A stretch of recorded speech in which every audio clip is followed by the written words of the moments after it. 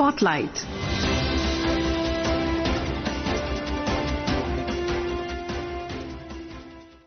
Good evening, listeners. Welcome to today's Spotlight. I am Anubha Rohatgi, and we will be discussing cabinet decisions taken today. To discuss this topic, I have with me in studio economic analyst Shishir Sinha. Shishir, welcome to the program. Thank you. Shishir, let's begin with first decision taken by the Union Cabinet today, that is to do with the SIDBI, which is the Small Industries Development Bank of India, and the government has decided to give an equity of 5,000 crore rupees to SIDBI. Given that SIDBI is India's principal institution for promoting, financing and developing the micro, small and medium enterprises, or the MSMEs, how significant is this decision? At this moment, the MSME sector is in need for more and more support from the government. And there are two reasons for that. One is, of course, the global uncertainty which we are seeing, and every day we have one incident here and there. And that is affecting the business prospect, or what we call as a trade prospect for these MSME units. And the second, that after this US tariff announcement, MSMEs are also getting affected, especially in the textile sector and gems and jewelry sector. And you will be aware that most of the units in the textile sector are from the MSME sector. The another important aspect is that if you take the overall share of MSME in India's GDP or India export, it is between 40 to 48%. So considering all those things, we need to provide more support to MSME. And this is one of the mechanisms to do so. Since SIDBI is a refinance institution, that means it is providing support to those institutions which are providing direct finance to MSMEs. Okay. So the second aspect of this decision is that this 5,000 crore rupees will be given in three tranches. The first tranche will be 3,000 crore rupees and the two tranches will be rupees 1,000 crore each.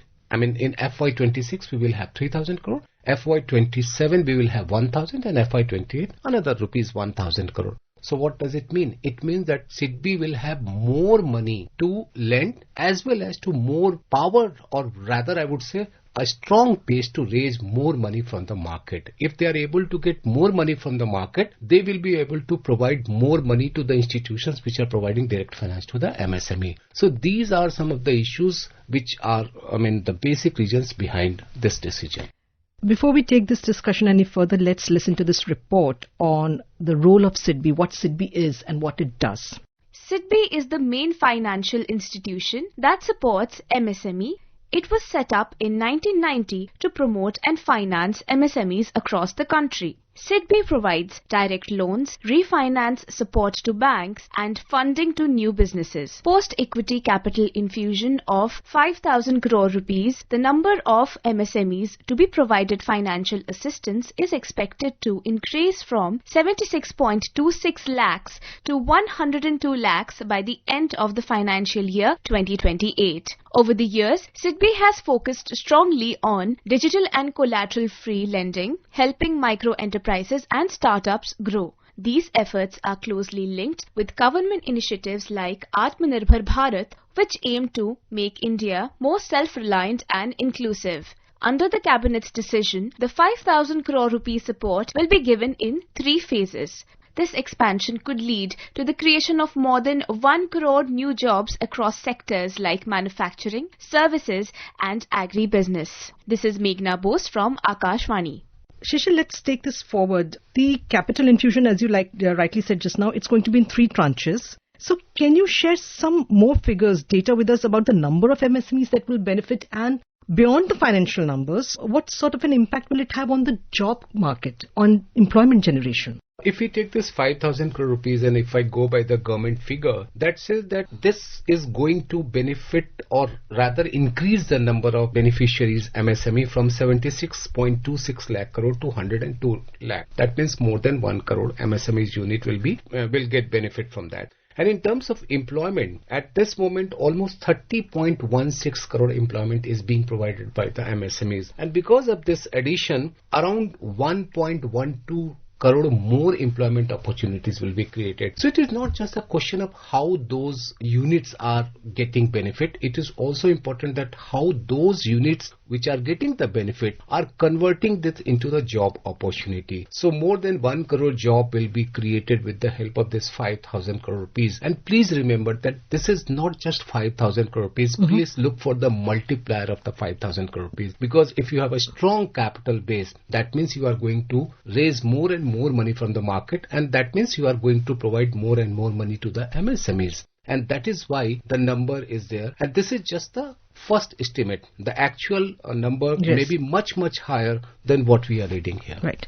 So the MSME sector accounts for nearly 40 to 45% of our exports. How would today's decision about SIDBI help give further impetus to the government's Make in India, Make for the World agenda that aims to transform India into a global manufacturing and export hub?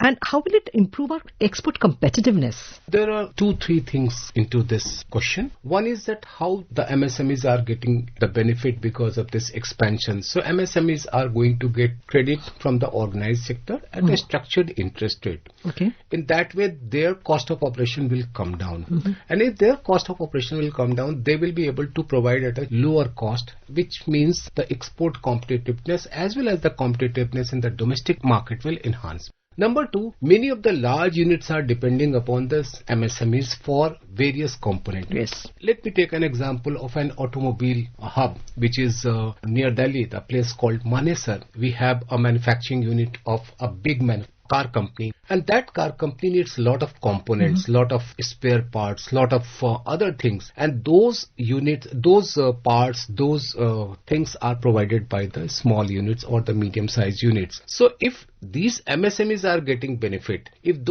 that particular car company is getting a good order, a big order, and we have seen that during 2025 export of automobile was good. Yes. So if they are going to further accelerate that growth, they need more and more spare parts, they need more and more components, they need more and more another accessories for the car, and those things will be provided by the MSMEs. Okay. So if they have to support the larger units, they also need capital, and that capital can be provided with the help of this increased one. So in that way, they are going to indirectly support that one large manufacturing company to boost their export. And if able to provide it at a cheaper cost, then that means the car company will be able to export at a lower cost. Right. That means it will enhance the export competitiveness. And currently, when we talk about make for the world, not just make in India, but when we say make for the world, we have to provide at a cost which is a competitive one. Right. And that competitiveness will come with this kind of exercise. And because you were talking about that this is kind of a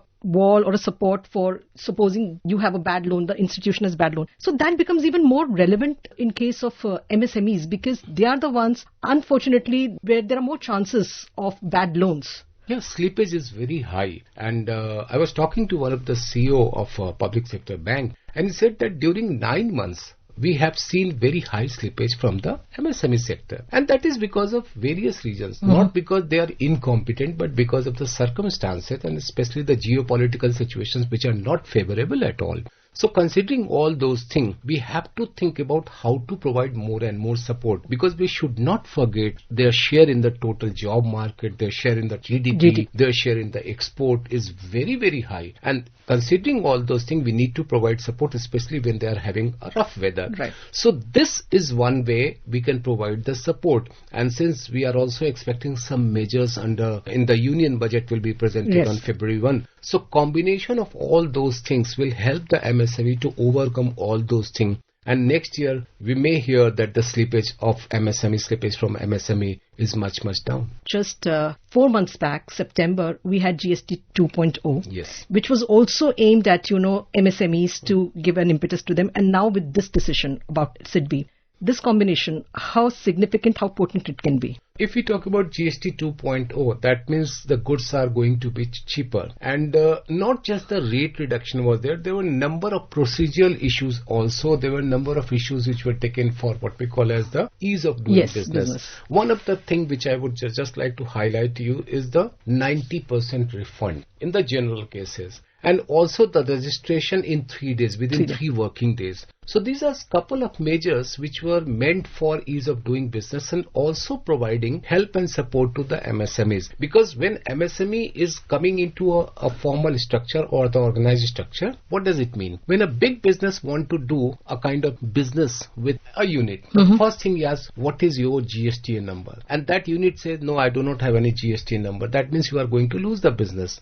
So in that situation, if your business registration is completed within 3 working days, you will be in a better position. Number 2, when you have put up your money, that means your working capital is there and you are getting that money after say a certain time period, that means your working capital will be struck, your capital will be struck. But if you are said that 90% refund will be within a time period, that means your working capital situation will improve. So this is how this MSME will get the benefit. So GST 2.0, from a common consumer point of view, rate was important. From a business point of view, what were the procedural changes along with the rate? These two were the important. So now let's talk about the second decision taken today regarding the Atal Pension Yojana. The Union Cabinet has announced that it will continue for the next 5 years. Which sector will be impacted by this decision, and why was the need felt to take this decision at this point?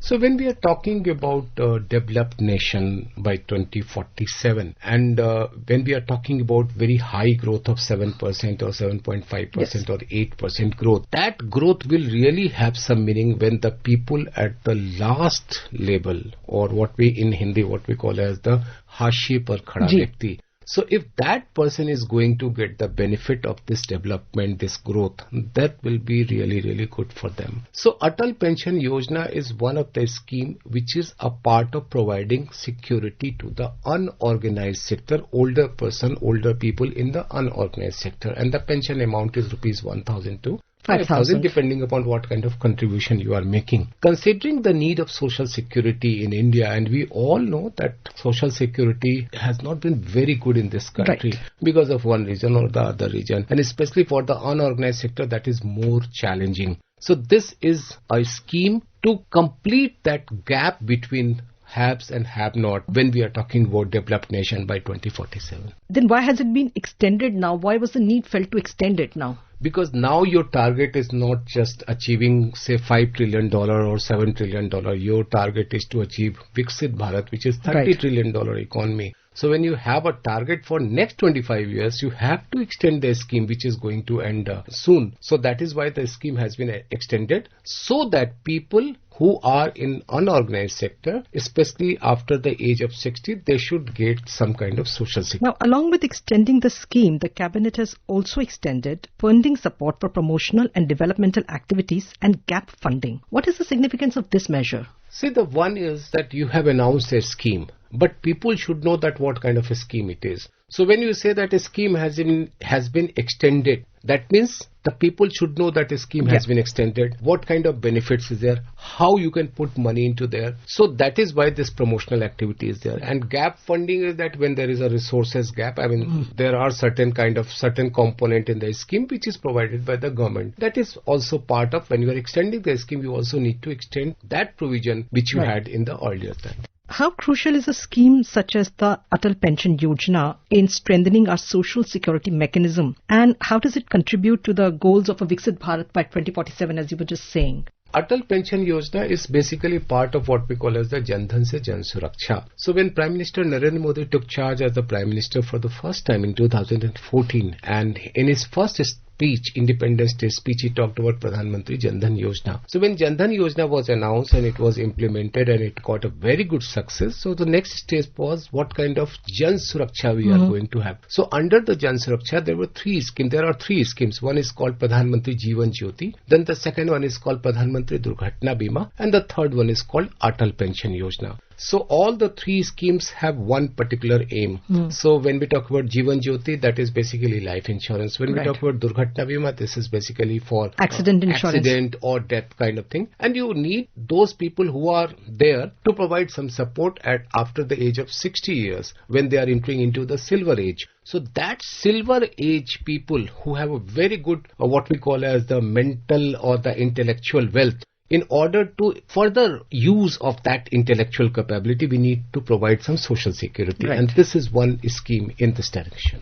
Listeners, you can also listen to this program on our mobile app, News on AIR, and our YouTube channel, News on AIR Official. Shishir, thank you so much for your input on this very important topic. Thank you. Spotlight.